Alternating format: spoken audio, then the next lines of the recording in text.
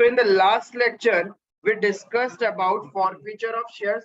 ठीक है, देखा था forfeiture of shares कब हो सकता है, whenever shares are issued at par तभी भी अपन forfeit कर सकता है, if shares are issued at premium तभी भी अपन forfeiture कर सकता है. forfeiture का एंट्री में securities premium reserve तभी डेबिट होता है when shares are issued at premium and arrears are made in the premium amount.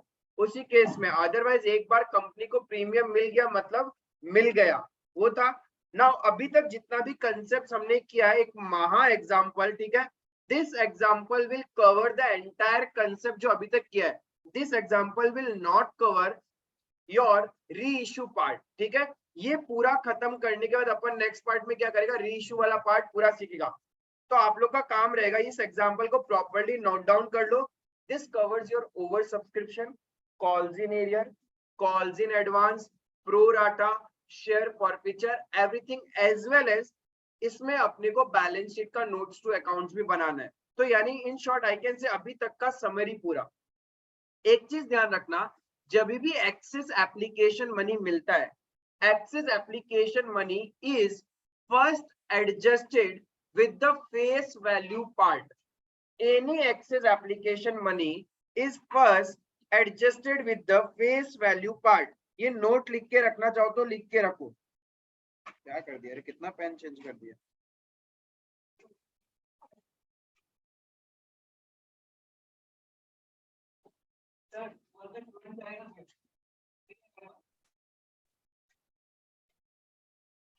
Access application money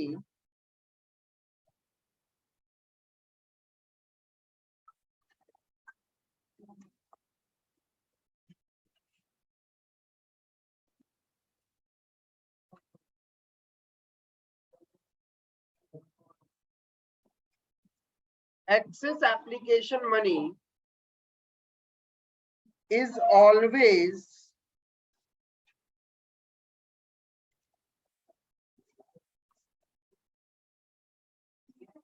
firstly adjusted with the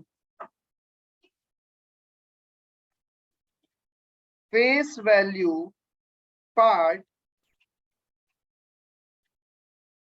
and then with the premium part. देखो simple सा logic है. Suppose आपने किसी को loan दे रखा है, ठीक है, 10 लाख रुपए का लोन दे रखा है एंड उससे आपको इंटरेस्ट लेना है 2 लाख रुपए का. 10 लाख रुपए का लोन दे रखा है और आपको इंटरेस्ट लेना है 2 लाख रुपए का. अब वो इंसॉल्वेंट हो रहा है, उसके पास पैसा ही नहीं है. What will be your desire कि कौन सा पैसा रिकवर हो जाना चाहिए. कम से कम प्रिंसिपल अमाउंट रिकवर हो जाए, उतने में भी आप लोग खुश हो जाएगा ना. या फिर उस टाइम भी आप अपना इनकम का सोचेगा. पर्सन जब इंसॉल्वेंट होने वाला है भाई, उस टाइम कौन इंसान है जो इनकम का सोचता है. उस टाइम तो हम लोग क्या सोचता है, जितना पैसा दिया है एटलीस्ट वही मिल जाना चाहिए.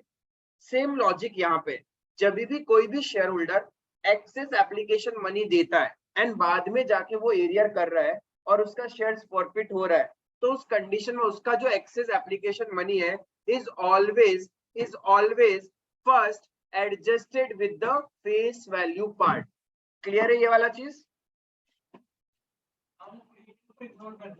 हाँ, तो इस क्वेश्चन में ये जो बड़ा कैटेगरी का क्वेश्चन है, इसी टाइप का क्वेश्चन आपका एग्जाम में आता है. ठीक है, उसमें थोड़ा सा एक दो एडजस्टमेंट कम रहेगा. क्लियर है. बट जिस तरीके से अपन इस क्वेश्चन को ब्रेकअप करेंगे उस तरीके से आपको करना है. इफ आपने शेयर्स के चैप्टर में क्वेश्चन को ब्रेक करना सीख लिया तो बहुत इजीली होगा. क्लियर है. तो ये क्वेश्चन आप लोग नोट डाउन कीजिए, उसके बाद अपन स्टार्ट करते हैं इससे related solution. Now let's discuss this example. ABC Limited with an authorized capital of rupees 1 crore divided into shares of rupees 100 each. मतलब कितने नंबर ऑफ शेयर्स हो गए, 1,00,000 शेयर्स हो गए कंपनी के। Company invited public application for 90,000 shares at the rate ₹150 पर share, मतलब at premium 100 रुपए का शेयर्स 150 रुपए में पब्लिक ऑफर किया हमने। टोटल कंपनी के पास 1,00,000 शेयर्स था, उसमें से कितना ऑफर किया है 90,000, तो इश्यूड हो गया मेरा 90,000। Amount was payable as follows ₹50 including premium of ₹30, यानी फेस वैल्यू कितना हो गया 20 plus 30, then with allotment 40 including premium of 20, यानी 20 plus 20, with first call 40, with second and final call 20। तो अभी तक जो हमने पढ़ा उसका समरी थोड़ा सा बना लेते हैं।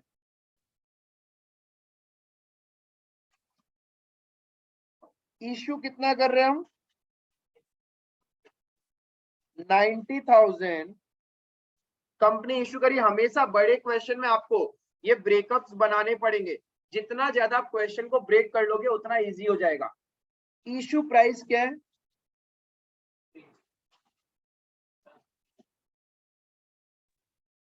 फेस वैल्यू 100, क्लियर है। और पैसा कैसे कैसे आना है, अपना पैसा कैसे कैसे आना है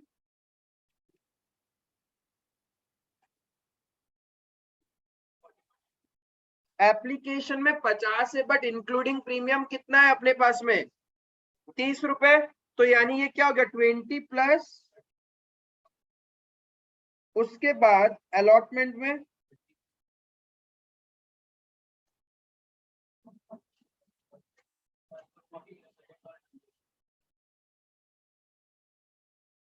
सेकेंड एंड फाइनल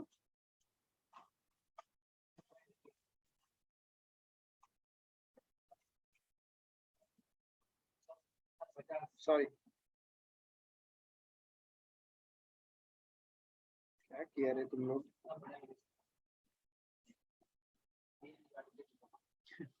100 प्लस 50, ठीक है। अब आगे देखते हैं क्वेश्चन क्या बोल रहा है। कंपनी रिसीव्ड फॉलोइंग एप्लीकेशन, 3 तरह का है, category 1, category 2 and category 3। Category 1 में 20,000 एप्लीकेशंस मिला और उनको हमने अलॉट कर दिया 20,000।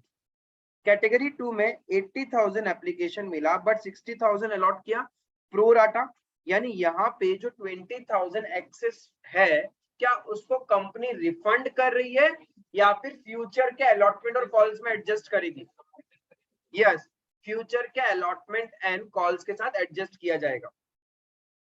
कैटेगरी 3 30,000 एप्लीकेशन 10,000 अलॉट किया और जो भी एक्सेस है उसको हमने रिजेक्ट कर दिया, ठीक है। तो यानी यहाँ पे अभी तक का समरी बनाए तो मेरे पास एप्लीकेशंस कितना आया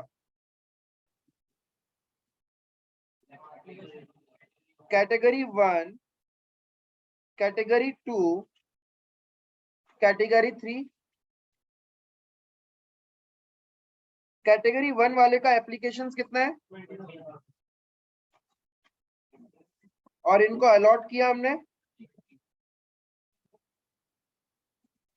कैटेगरी 2 में 80,000 शेयर्स और अलॉट किया हमने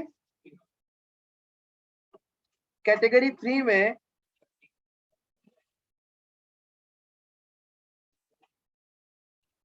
और एक कुछ हुआ, बस यही कहानी है, ठीक है। आगे क्या बोला क्वेश्चन ने, देखो ये मेरा प्रो राटा है यानी रिफंड नहीं हो रहा इसमें, और इसके अंदर 20,000 को रिफंड कर दिया हमने, यही बोल रहा है क्वेश्चन।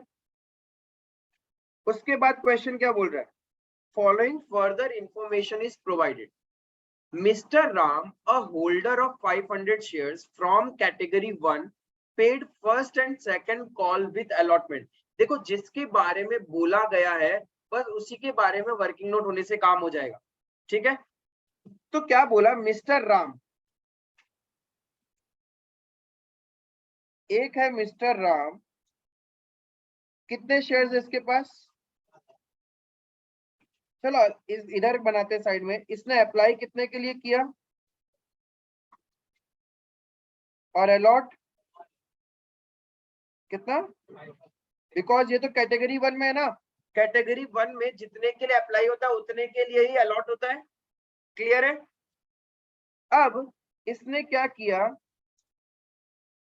एप्लीकेशन मनी दे दिया।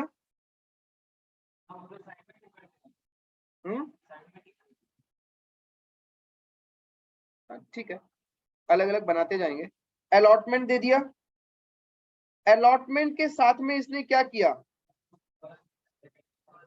First call plus second call, ये दिया उसने।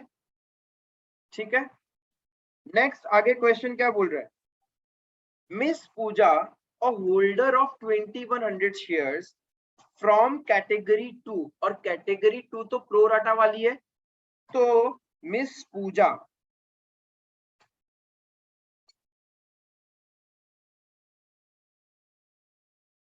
क्या कलर चूज किया रे,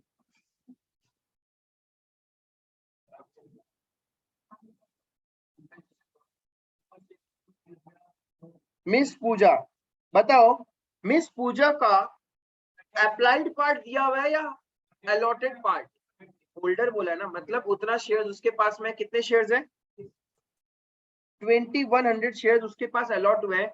इसका मतलब उसने अप्लाई कितने के लिए किया होगा, क्योंकि यहाँ पे प्रो राटा अलॉटमेंट है, तो प्रो राटा अलॉटमेंट में यूनिटरी मेथड लगाओ। प्रो राटा कैटेगरी में जब 60,000 अलॉट होता है तो अप्लाई करना पड़ता है 80,000 के लिए, तो आपको 2100 अलॉट हुआ है तो अप्लाई कितने के लिए किया होगा, 2800। क्लियर है? फिर से कि 60,000 अलॉट होता है तो आप अप्लाई करते हो 80 के लिए, तो आपको 2100 अलॉट हुआ है तो आपने अप्लाई कितने के लिए किया होगा, 80 divided by 60 into 2100, that is 2800 shares के लिए आपने अप्लाई किया। क्लियर है ये चीज?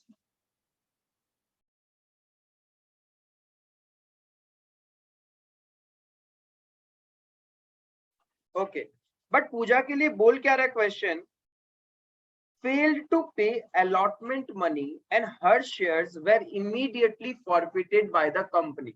मतलब कंपनी ने अलॉटमेंट ड्यू किया, अलॉटमेंट रिसीव के टाइम इसने अपना अलॉटमेंट का पैसा नहीं दिया, और इमीडिएटली कंपनी ने क्या किया, इसके शेयर्स को फॉरफिट कर लिया। राइट? तो मुझे पता करना है कि पूजा के केस में उसने अलॉटमेंट का कितना पैसा नहीं दिया। ठीक है, सिर्फ मिस पूजा का यदि मुझे वर्किंग नोट बनाना पड़े, जस्ट मैं क्वेश्चन को ब्रेक कर रहा हूं, नथिंग मोर देन दैट। जिसके बारे में एरियर होता है सिर्फ उसका वर्किंग नोट बनाने से आपका काम हो जाता है। मिस पूजा ने एप्लीकेशन रिक्वायर्ड कितना था, कितना एप्लीकेशन मनी चाहिए था उससे, जितने नंबर ऑफ शेयर्स अलॉट हुए मल्टीप्लाई एप्लीकेशन में कितना था, 50 रुपए, 1,05,000।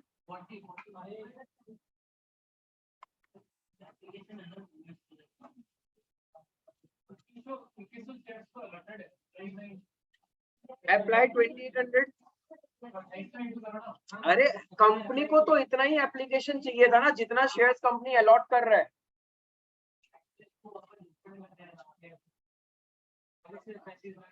एप्लीकेशन गिवन उसने दिया कितना है, अब समझ में आया, 1,40,000। तो एक्सेस एप्लीकेशन मनी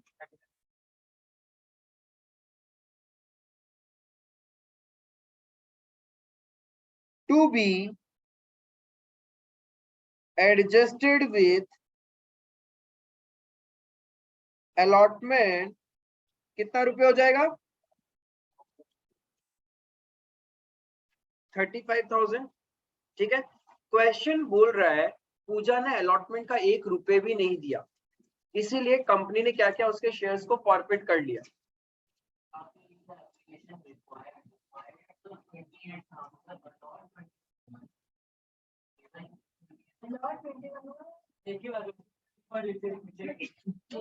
अरे कंपनी जितना शेयर्स देता है कंपनी को तो उतना ही एप्लीकेशन रिक्वायर्ड था। हम तो कंपनी के पॉइंट ऑफ व्यू से बात कर रहे हैं। पूजा को मत याद करो यहाँ पे, पूजा के पॉइंट ऑफ व्यू से नहीं सोचना है।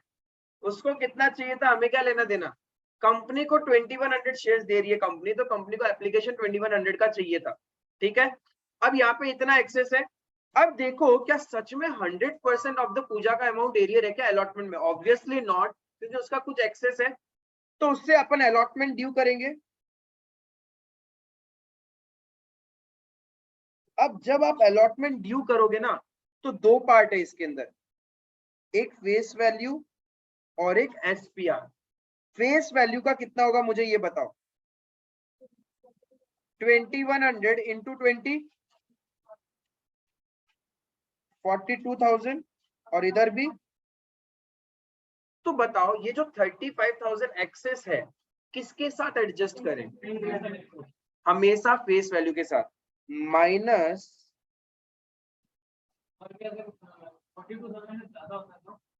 तो पहले फेस वैल्यू, सपोज यहाँ वैल्यू होता 45,000, तो 42,000 फेस वैल्यू से एडजस्ट होता और 3,000 एसपीआर से एडजस्ट होता। पहले फेस वैल्यू पूरा का पूरा। जब इंसान डूब रहा होता है,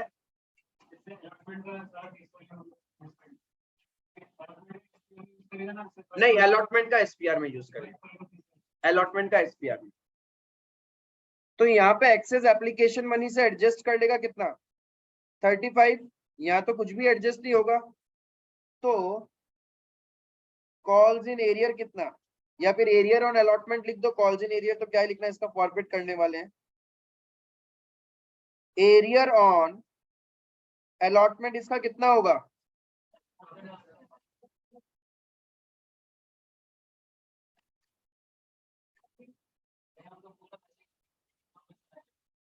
इसको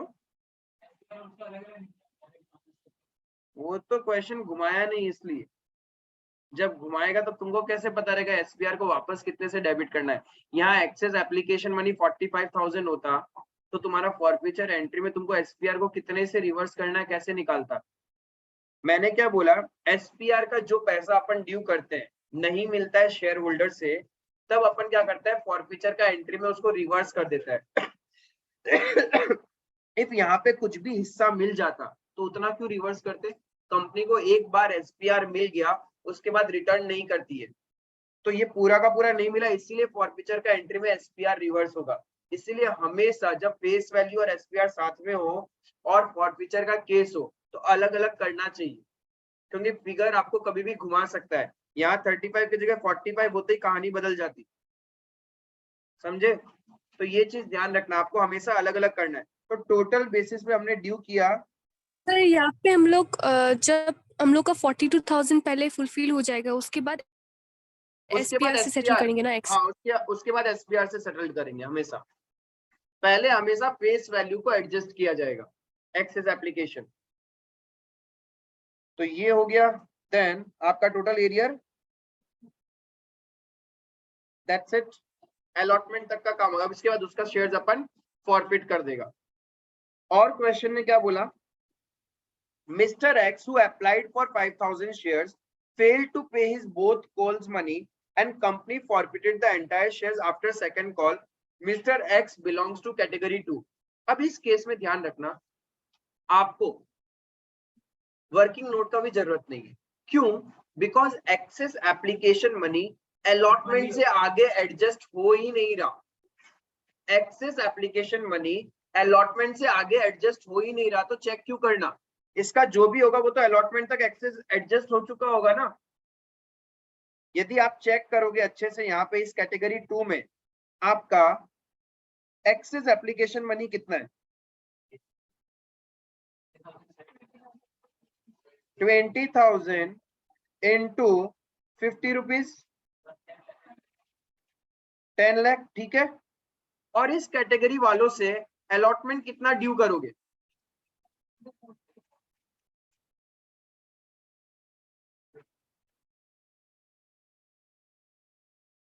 इसका मतलब अलॉटमेंट से आगे तो एडजस्ट होगा ही नहीं ना।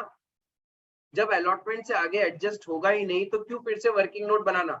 उस बेचारे मिस्टर एक्स ने तो क्या किया है, मिस्टर एक्स ने क्या किया, सिर्फ कॉल्स इन एरियर है उसका, तो कॉल्स में एरियर है, अलॉटमेंट में तो कोई एरियर है ही नहीं, मतलब अलॉटमेंट का पूरा पैसा मिला है, तो उसका तो सीधा हमारा calls in arrear account open होगा, उसके लिए वर्किंग नोट नहीं बनाना। मिस रानी कौन सा, अरे total number of shares allot हुआ है 60,000, अलॉटमेंट में 40 रुपए मंगवाएगा, तो अलॉटमेंट में तो इतना ही ड्यू किया जाएगा ना 24 लाख। हाँ अरे इसी में से तो, यानी जब, अरे कोई अलग से कैटेगरी का कैसे आगे तक एडजस्ट हो सकता है, जब पूरा कैटेगरी में किसी का भी अलॉटमेंट से ज्यादा एक्सेस एप्लीकेशन मनी नहीं है, तो बेचारा इंडिविजुअल कितना भी ब्रेक कर लो इसमें कभी भी नहीं रहेगा। अरे इसी में से तो एक्स आया ना, इसी रेशियो में, तो एक्स का तुम कैलकुलेट करना चाहते हैं, मन का निकाल लो।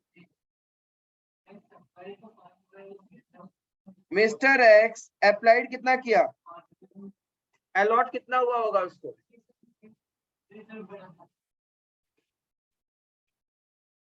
तो उसका जो एक्सेस एप्लीकेशन मनी है कितना है, 1250 इंटू 50 रुपए 62,500। इस मिस्टर एक्स का एक्सेस एप्लीकेशन मनी कितना है,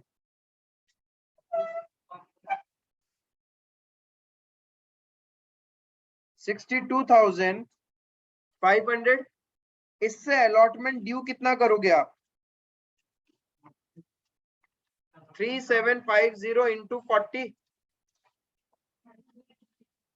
तो कहां इसका आगे तक जा रहा है, अलॉटमेंट में मंगवाओगे आप 1,50,000 और उसने एक्स्ट्रा दे रखा है 62,500, तो इसके लिए वर्किंग नोट नहीं चाहिए। हमेशा वर्किंग नोट इस मिस पूजा में जो केस हुआ था ना, इस कंडीशन के लिए चाहिए, आगे में वर्किंग नोट नहीं चाहिए आपको। यहां तक डन है। लास्ट कैटेगरी रीनी के लिए क्या बोला, miss René a holder of 2,000 shares from category 3, यानी वहां पे भी कोई प्रॉब्लम नहीं था, कोई प्रोराटा नहीं है, फेल टू पे हर फाइनल कॉल मनी, तो उसका कॉल्स इन एरियर में आएगा। क्लियर है, इतना सिंपल सा था, बस अपने को क्या करना है, 2 बार फॉरफीचर का एंट्री करना है। इतना वर्किंग से मेरा सारा का 2 बार फॉरफीचर का एंट्री होगा, एक अलॉटमेंट के बाद और एक फाइनल कॉल के बाद। फाइनल कॉल के बाद सबसे पहले प्रोसेस क्या है, what is our first step, application money मिलेगा, तो बैंक अकाउंट डेबिट, एक बार जर्नल की कैलकुलेशन बता दो, फिर मैं टाइम दूंगा लिखने के लिए। कितने नंबर ऑफ एप्लीकेशंस थी मेरे पास total, 1 lakh into 50, 65 lakh. Please side working कीजिएगा आप मेरी तरह। Being application money received,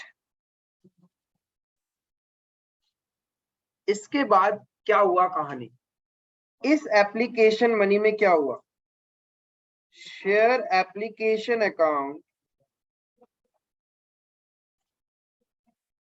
total था 65 लाख, इसमें से 90,000 शेयर्स तो हमने इशू किए, तो वो चला जाएगा कैपिटल में,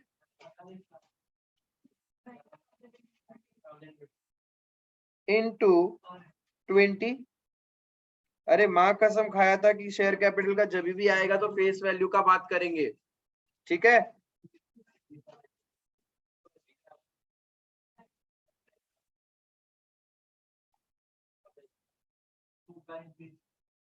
कुछ लोगों को तो रिफंड कर दिया था,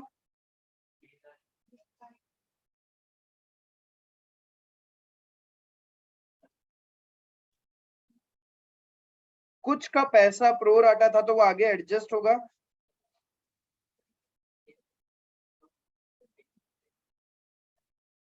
कोई है जिसको ये वाला अकाउंटिंग एंट्री नहीं समझ में आया है,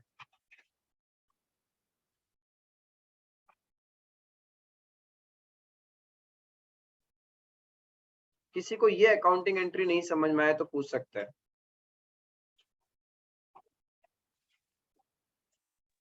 सर फिर से समझाइए ये वाला। being application money transferred। देखो अपनी कंपनी के पास में 1,30,000 एप्लीकेशन आया, बट कंपनी 90,000 से ज्यादा तो इशू कर ही नहीं सकता, बिकॉज इशूड पार्ट कितना है 90,000। तो ऑब्वियसली 130 का एप्लीकेशन आया है तो हम 90 तो इशू करेंगे। तो 90,000 into face value part capital में चला गया, एसपीआर वाला पार्ट एसपीआर में चला गया। फिर 3 कैटेगरी था मेरे पास में, कैटेगरी 1 में बराबर है, कैटेगरी 2 में प्रो राटा है। इसमें जितना भी एक्सेस है वो कहाँ चला जाएगा, अलॉटमेंट में, और इसमें जो भी एक्सेस है उसको रिफंड कर देंगे। तो कैटेगरी 3 में एक्सेस था 20,000 इंटू 50 रुपीज करके एप्लीकेशन दिया था, तो वो उनको हमने रिफंड कर दिया। और कैटेगरी 2 में प्रो राटा था, तो यानी जो भी एक्सेस एप्लीकेशन मनी है उसको हम आगे चल के अलॉटमेंट में यूज कर लेंगे, एडजस्ट कर देंगे। क्लियर है नैंसी आप? हाँ सर क्लियर है। ये हो गया इतना। नेक्स्ट स्टेप क्या होता है अपना, अलॉटमेंट ड्यू। अलॉटमेंट ड्यू करेंगे।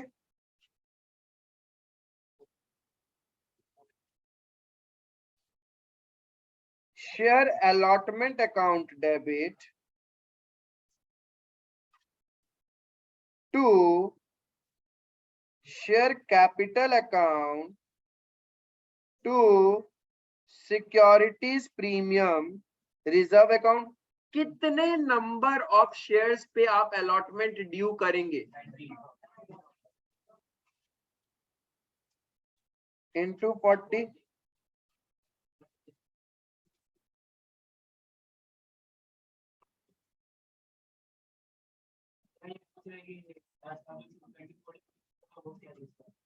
क्या चीज,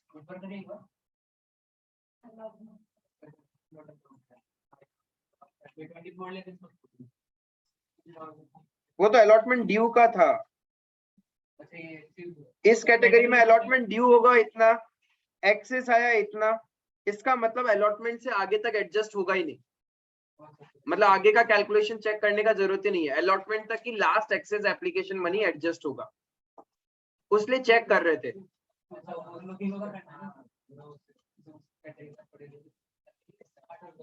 तो यहाँ पे कितना होगा, 90,000 multiply 20,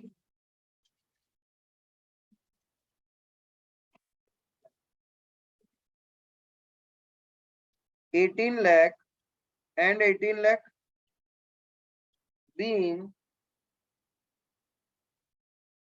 allotment money due।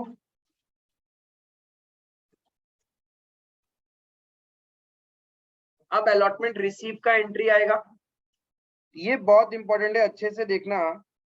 Bank account debit, आपने टोटल अलॉटमेंट ड्यू किया 36 लाख, राइट? उसमें से ऑलरेडी आ चुका था कितना, तो वो हट जाएगा, राइट? माइनस कुछ कॉल्स इन एरियर है, कितना कॉल्स इन एरियर निकाला था हमने 49,000 का,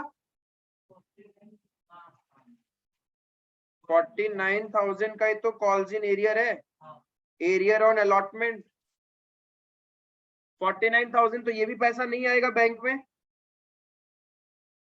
प्लस एक शेयर होल्डर ऐसा है जो फर्स्ट कॉल और सेकंड कॉल का पैसा दे रहा है। कौन है वो, मिस्टर राम, जिसके पास 5,000 शेयर्स है। तो फर्स्ट कॉल और सेकंड कॉल मिला के कितना रुपए होता है, 60 रुपए। 60 इंटू 5,000 करोगे तो कितना आ जाएगा, इतना पैसा आपके क्या आएगा, बैंक में आएगा। टोटल 36 लाख ड्यू किया, 10 लाख आपको पहले ही मिल चुका था, तो वो तो बैंक में आएगा नहीं, अब वो माइनस कर दिया। कुछ है जिन्होंने कॉल्स इन एरियर किया अलॉटमेंट में, जो हमने वर्किंग नोट में निकाला था, वो माइनस हो गया। और कुछ लोग क्या कर रहे हैं, मेरे को फ्यूचर का पैसा आज ही दे रहा है, तो टोटल बैंक में कितना आया? 28,51,000। जिनका कॉल्स इन एरियर है वो तो कॉल्स इन एरियर में चला जाएगा।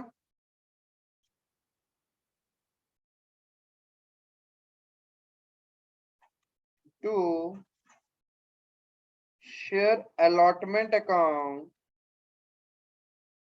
To calls in advance. Calls in advance है 3 लाख, तो शेयर अलॉटमेंट का बैलेंसिंग फिगर निकल जाएगा 26 लाख। हाँ 36 माइनस 10 कर दो तो वो क्रेडिट उतने से ही होगा। Being allotment money received.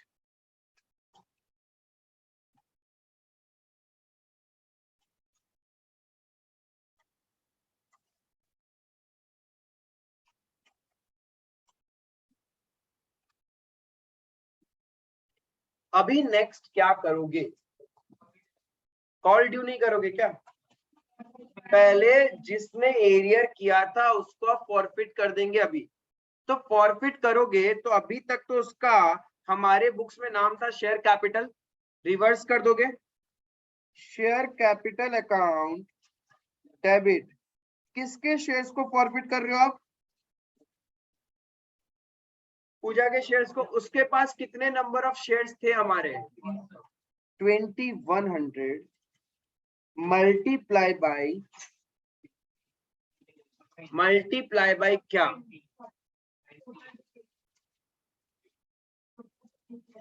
पे किया है वो या कॉल किया है वो? Yes, called a part of the face value. Called a part of the face value. Allotment तक हमने कॉल किया, ये है मेरा अलॉटमेंट तक कहानी। यहां तक हमने कॉल कर लिया, उसके बाद फॉरफिट कर रहे हैं ना। इस पार्ट में फेस वैल्यू कितना है? 40। तो 40 से, क्योंकि वो मालिक 40 रुपए का ही बना होगा ना बुक्स में, तो called a part of the face value.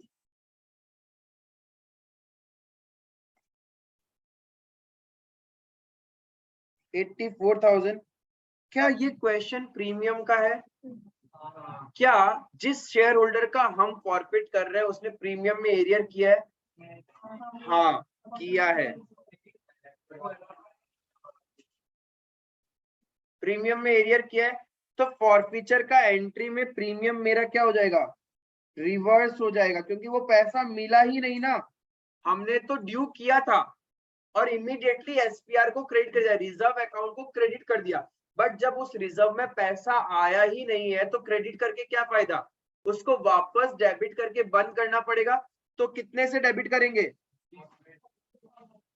Yes, 2100 into 20। अब कोई ये भी तो बोल सकता था कि भैया व्हाई नॉट 2100 इंटू 50? बिकॉज जो मिल चुका होता है उसका कुछ नहीं करते। जो प्रीमियम का पैसा नहीं मिलता वो फॉरफीचर के केस में रिवर्स हो जाएगा। जो पैसा कंपनी को मिल गया उसका कुछ नहीं करना। जो प्रीमियम का पैसा नहीं मिला वो फॉरफीचर के केस में क्या हो जाता है? रिवर्स हो जाएगा। क्लियर है ये? हाँ, एप्लीकेशन वाला तो उधर ही आ जाता ना कैपिटल में। सपोज ये इतना प्रीमियम था, उसमें से उसने आधा दे भी दिया होता ना तो वो माइनस कर देते। जो एरियर पार्ट है, arrear on premium part is reversed. Clear है? तो ये कितना हो गया अपना?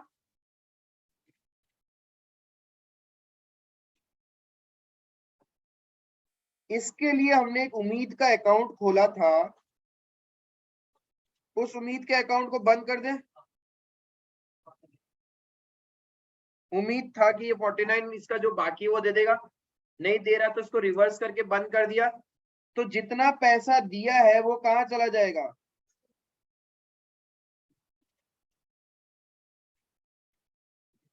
और ये कैसे निकाला? 2100 इंटू, देखो पहले फेस वैल्यू कितना दिया था उसने? 20 रुपए करके, प्लस 700 इंटू 50। यही तो हमने फेस वैल्यू में एडजस्ट किया। तो टोटल इतना रुपए उसने अभी तक कंपनी को दे रखा है 2100 इंटू 20 42 और उधर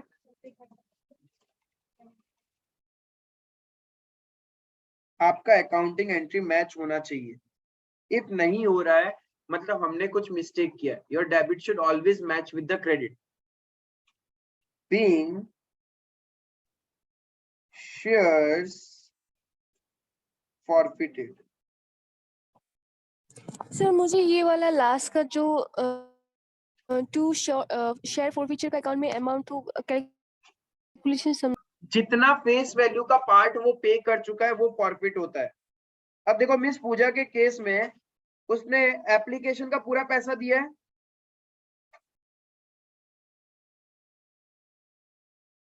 क्या मिस पूजा ने एप्लीकेशन का पूरा पैसा दिया है?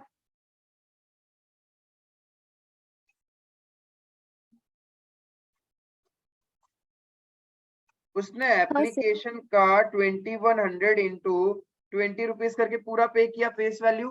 प्रीमियम भी दिया, वो तो एसपीआर में जा चुका। जो प्रीमियम मिल गया उसका कभी कुछ नहीं करना। फॉरफीचर में क्या जाता है? Face value part which has been received by the company. एक तो ये उसने दिया।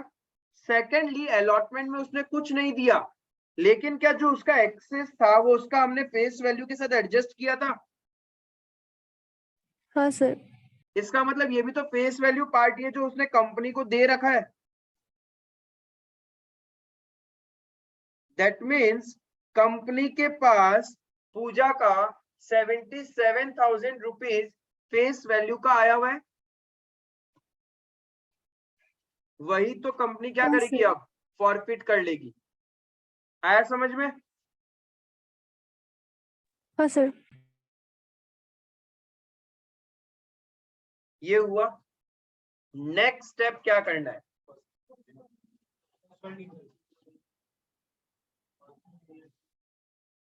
क्या चीज?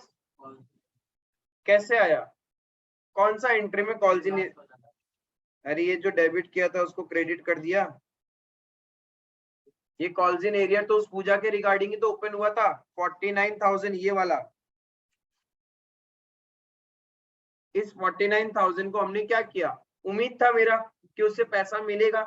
एक तो फेस वैल्यू का 7,000 और प्रीमियम का 42, ये दोनों ही उसने दिया नहीं।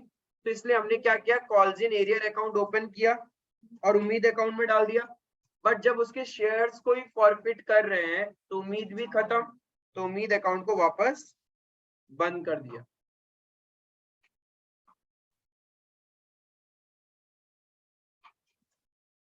यहां तक सबका हो गया।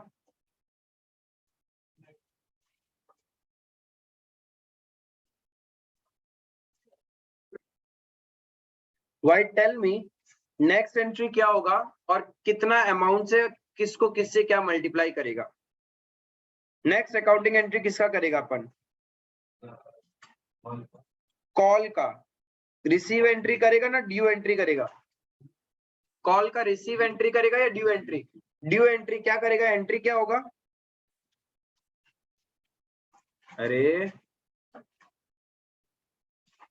जिन लोगों से पैसा लेना है उनका नाम debit. Share first call account debit to share capital account. उतना ही उन लोग क्या बन जाएगा? कंपनी में मालिक। अब टेल मी कितना नंबर ऑफ शेयर्स और कितना प्राइस से मल्टीप्लाई करना है? Being first call money due, कितने लोगों के पास नोटिफिकेशन जाएगा या ब्रॉडकास्ट मैसेज जाएगा? ये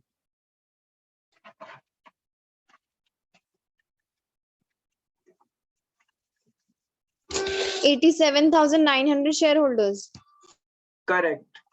87,900 शेयर होल्डर। बिकॉज 2100 तो मेरे ब्रॉडकास्ट लिस्ट से मैंने नाम ही डिलीट कर दिया होगा डेबिट करके। तो 90,000 में से 2100 को फॉरफिट कर दिया तो बचे 87,900। और फर्स्ट कॉल में कितना रुपए मंगवाना है? इंटू 40। 35 लाख 16,000। वाइट समझ में आया? 87,900। टोटल शेयर्स थे 90,000। उसमें से अभी अभी 2100 को तुमने फॉरफिट कर लिया, तो तुम्हारे शेयर होल्डर बचे कितने? 87,900। उन्हीं से तो हम फर्स्ट कॉल मंगवाएंगे ना, उनसे मंगवाएंगे क्या जिनको फॉरफिट कर लिया? वो मारेंगे, वो बोलेंगे सारा पैसा भी रख लिया, अभी भी मांग रहे हो। भीखपंती की एक हद होती है। कितना चाहिए मतलब आप लोग को?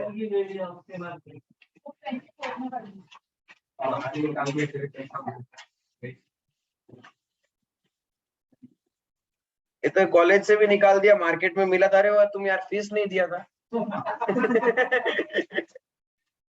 मारेगा वहीं पे। अब क्या होगा? Receive entry. बैंक वाला कैलकुलेशन अमन समझाना मेरे को, कितना रुपए कॉल के केस में बैंक में पैसा आएगा?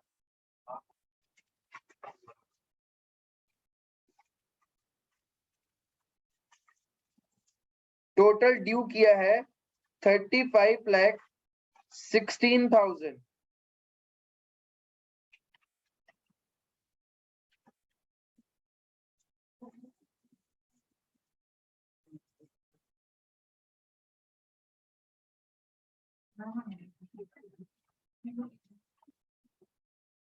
ऐसा कोई है क्या जिसने फर्स्ट कॉल में एरियर किया है?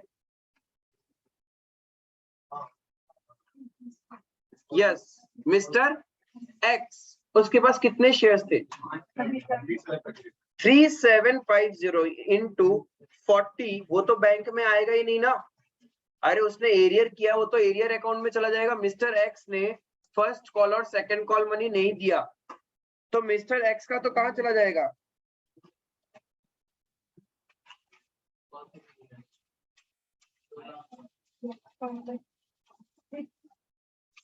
Three 3750 into 40, 1,50,000।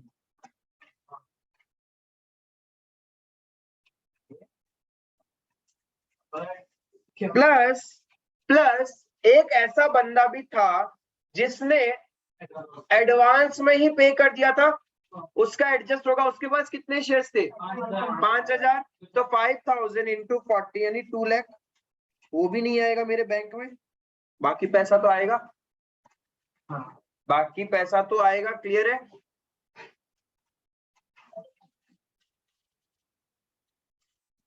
Calls in advance account debit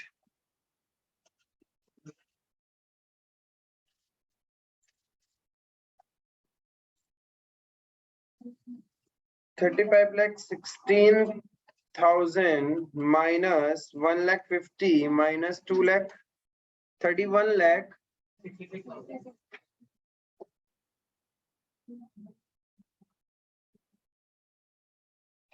2 share first call account. यहाँ पे जो सिली मिस्टेक होती है, वो पहली सिली मिस्टेक होती है जो कॉल ड्यू करते हो ना, आप सारे शेयर होल्डर से कॉल ड्यू कर लेते हो। आप भूल जाते हो कि पहले आपने अभी अभी किसी को फॉरफिट किया है। ये एक सिली मिस्टेक होने का चांसेस है। हाँ,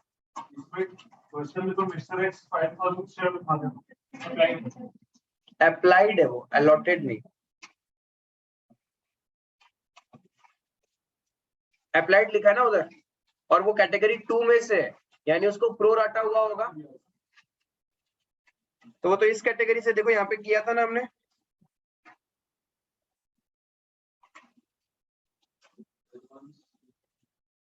ठीक है,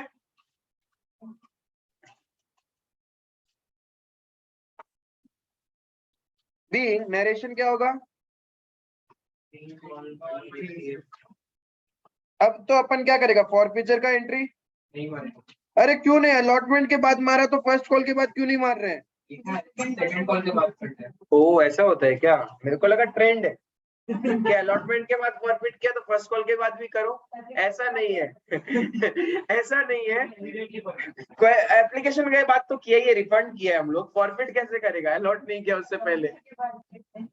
ठीक है, तो फर्स्ट कॉल के बाद करे जरूरी नहीं है। वो क्वेश्चन अपने को मेंशन करेगा तभी फॉरफिट करेंगे। ठीक है तो अभी क्या करें, second and final call due करें शेयर। अब इसके अंदर क्या होगा, हाँ हाँ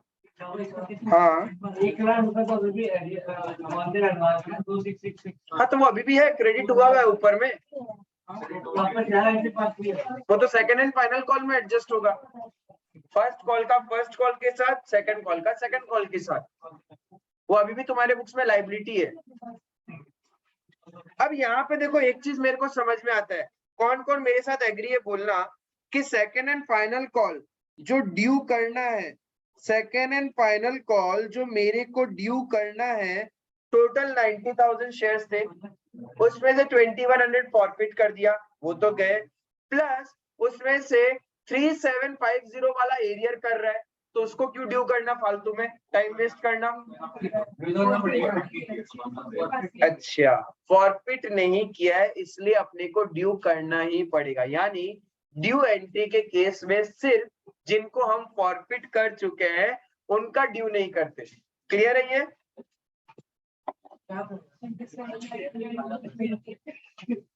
$87,900 into 20,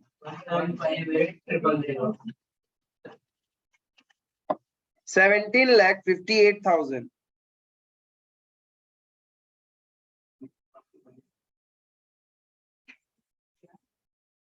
Being second and final call money due. Roshni clear है? हाँ भैया। इससे ऊपर का लेवल का क्वेश्चन कभी भी कहीं भी किसी लेवल पे तुम लोग को नहीं आएगा। हाँ, री इश्यू वाला पार्ट एक है इसके अंदर में, बट कॉम्प्लिकेशंस में इससे ज्यादा नहीं रहेगा। अब क्या करना है, रिसीव एंट्री। अभिषेक रिसीव एंट्री बताना मेरे को।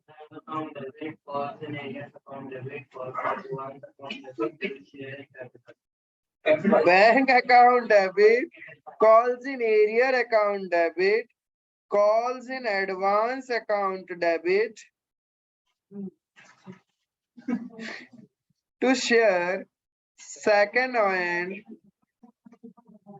final call account. Okay, amount बताना। देखो मैंने ड्यू किया 17,58,000,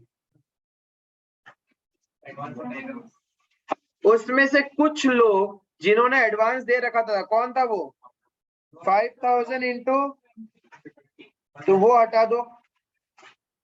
कुछ है जो एरियर कर रहा है,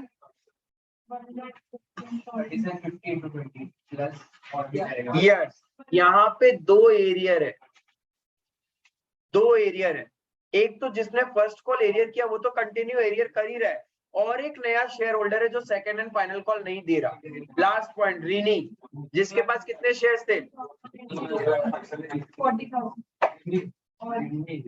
40,000, यानी 5750 इंटू 20, एक साथ कर दिया मैंने। अभिषेक बाबू समझ में आया? क्योंकि हमको पता था वो स्किप करने वाला है। वो कर दिया था, वो पता था मुझे। नहीं लिखा ही नहीं कुछ। अरे समझ गया रे राजा। 15,43,000 बैंक में आएगा। ये वाला एंट्री किसी को नहीं समझ में आया तो पूछ लेना।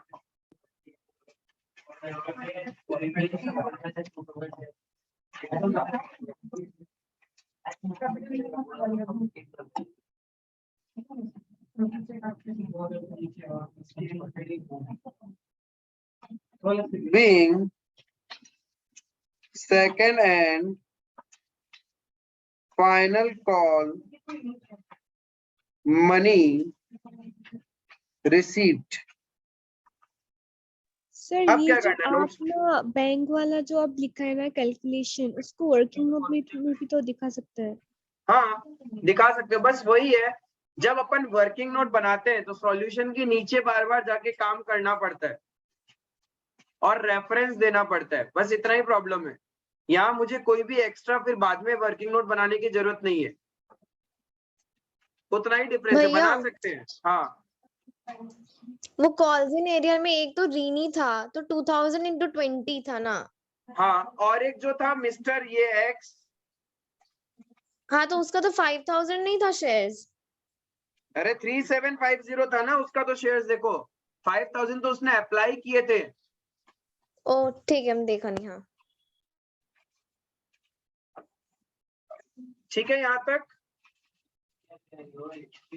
ये क्लियर है। अब क्या करना है, फॉरफिट करना है। किसके शेयर्स को फॉरफिट करना है? मिस्टर एक्स, उसके पास कितने शेयर्स थे? 3750, तो उसका कैपिटल अकाउंट बंद कर देंगे।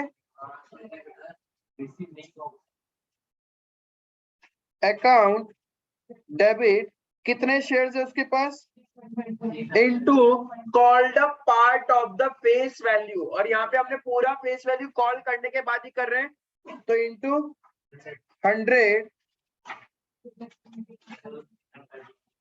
इस केस में क्या एसपीआर भी रिवर्स करना है क्या? मिस्टर एक्स ने एसपीआर को पे करने के लिए कोई एरियर नहीं किया, उसका एरियर क्या था, first call and second call, और उसमें एसपीआर था ही नहीं, तो उसने पूरा कंपनी को एसपीआर दे दिया, और एक बार एसपीआर मिल गया तो उसका कुछ नहीं करना। तो उसका एरियर क्या है,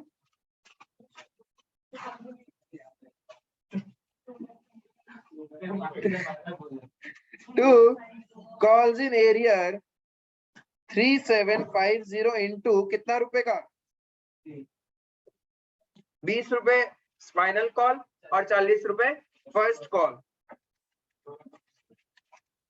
2,25,000। बाकी जितना दिया है उसने वो कहाँ चला जाएगा,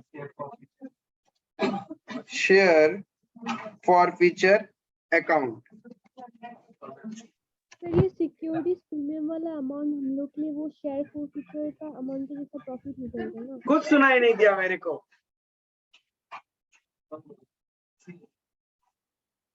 सर ये सिक्योरिटीज प्रीमियम वाला अमाउंट जो है ना, जो हम लोग रिसीव कर लिया ऑलरेडी, तो वो हम लोग के लिए शेयर फॉरफिचर के जैसा प्रॉफिट हो जाएगा ना कंपनी के लिए? नहीं, शेयर फॉरफीचर में नहीं आएगा, वो एसपीआर में ही रहेगा, वो ऑटोमेटिक। देखो शेयर फॉरफीचर भी एक कैपिटल प्रॉफिट है, और सिक्योरिटीज प्रीमियम रिजर्व भी एक कैपिटल प्रॉफिट है, तो अलग से फिर से वापस उसको इसमें डालने का क्या फायदा, दोनों का नेचर तो एक ही है ना, इसीलिए वो उसी अकाउंट में रहेगा, उसको कुछ छेड़खानी नहीं करना।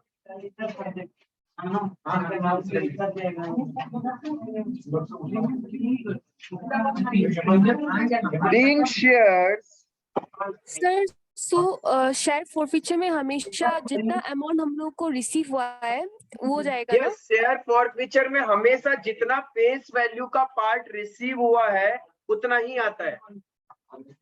शेयर फॉरफीचर अकाउंट में जितना फेस वैल्यू का पार्ट रिसीव हो चुका है उतना ही आता है। लिख के रखना चाहो तो यहाँ अपने नोट्स में अपन लिख सकता है,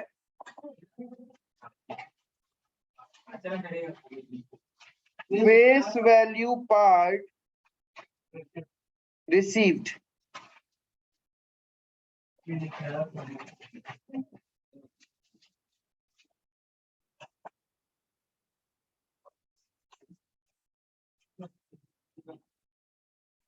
फेस वैल्यू पार्ट रिसीव्ड।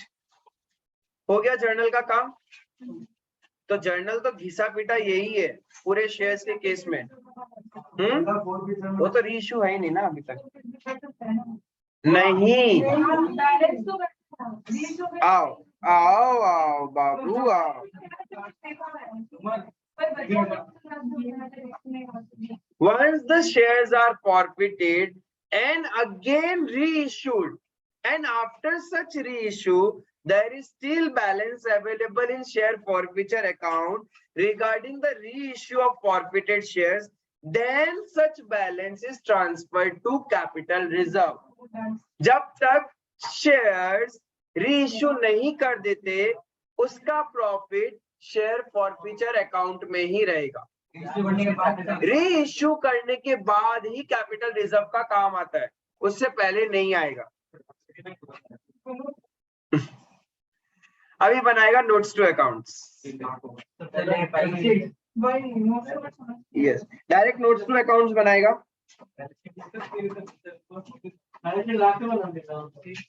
अरे मेन पार्ट सीख लो रे, बैलेंस शीट के अंदर तो शेयर होल्डर फंड के अंदर शेयर कैपिटल कहानी खत्म। वो अब मेरे को वो पार्ट नहीं है।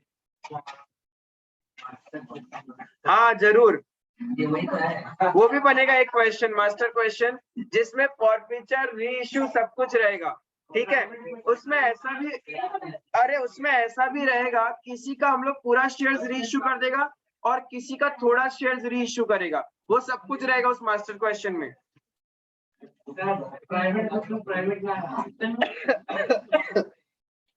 नोट्स टू अकाउंट्स,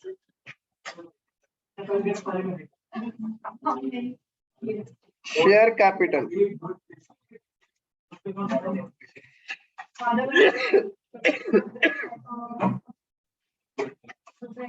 सबसे पहले क्या होगा, ऑथराइज शेयर कैपिटल कितने, 1 लाख इक्विटी शेयर्स। हाँ जब कुछ नहीं बोला तो इक्विटी बोलेगा। Equity shares of ₹100 each,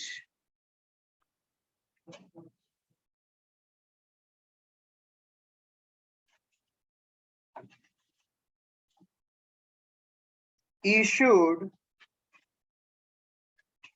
share capital $90,000 equity shares of ₹100 each,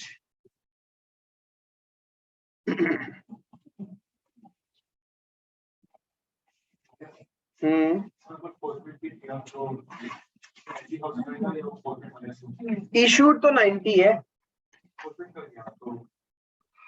तो इशू तो हमने 90 किया था, फॉरफिट तो बाद में किया। हाँ अभी आएगा मजा सब्सक्राइब कैपिटल में। अरे नहीं दिया हुआ होता तो इक्विटी माना जाता है।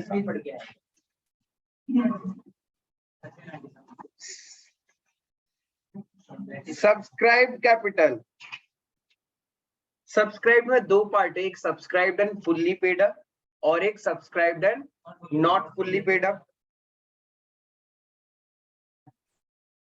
Subscribed and fully paid up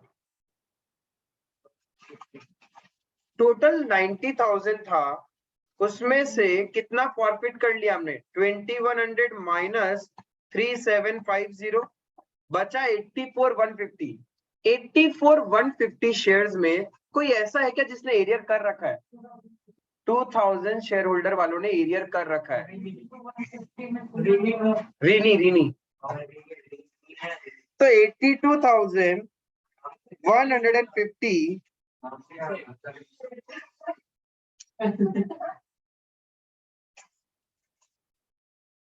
equity shares, हाँ ऑफ 100 each। ये 82,150 कैसे आया बताऊं? आपके पास 90,000 शेयर्स थे इशूड, उसमें से 2100 को फॉरफिट कर लिया, 3750 को फॉरफिट कर लिया, तो बचे उतने, वो सारे फुल्ली पेड अप होने चाहिए थे। बट उसमें से रीनी बोल के एक शेयर होल्डर है जिसने क्या किया, second and final call money दिया नहीं ना, तो वो फुल्ली पेड अप वाला में आएगा नहीं।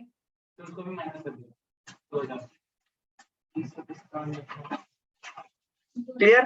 82,15,000।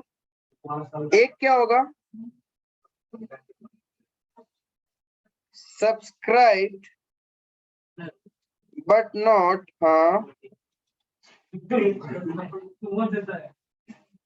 फुल्ली पेड अप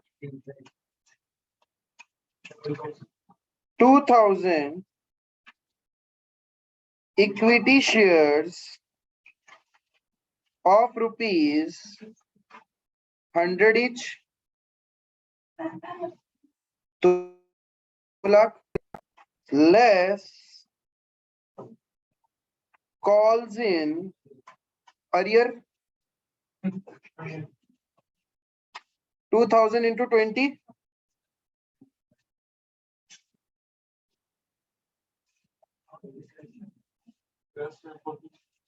सर ये 2000 कहाँ से आया? जो फॉरफिट जो और इन्हीं के शेयर्स. रेनी का क्या? Add share forfeiture account. कितना कितना पैसा हमने शेयर फॉरफीचर में डाला था? एक है 1,50,000 और एक है 77. इधर से 4000 के लिए अच्छा फॉरफिट कर दिए बाकी Yeah, yes.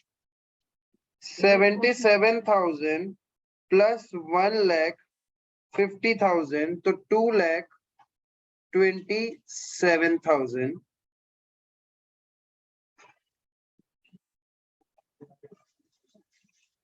तो 82,15,000 को इधर बाहर लिख देता हूं मैं और इधर कैलकुलेशन हो गया 3,87,000. टोटल कितना आएगा? 86,02,000. That's it. All a question. Share forfeiture का ऐड करने का रीजन ये है कि शेयर फॉरफीचर का क्रेडिट बैलेंस आता है, तो क्रेडिट बैलेंस है तो लायबिलिटी साइड में दिखाना पड़ेगा. तो लायबिलिटी साइड में शेड्यूल 3 में बताया गया कि आप इसको शेयर कैपिटल का ही हिस्सा मानो, क्योंकि आपने क्या किया, शेयर से पैसा मिला था आपको, तो आप इसको शेयर्स का ही पैसा मानो.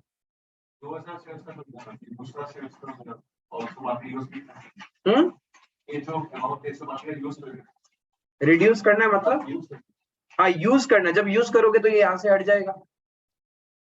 यूज करोगे तो कन्वर्ट होके ये शेयर्स बन जाएंगे. रहेगा ये यही घूमता रहेगा. और यूज करने री इश्यू करने के बाद भी आपका ये पैसा यूज नहीं हुआ, फिर यहां से उठा के कैपिटल रिजर्व में डालेंगे,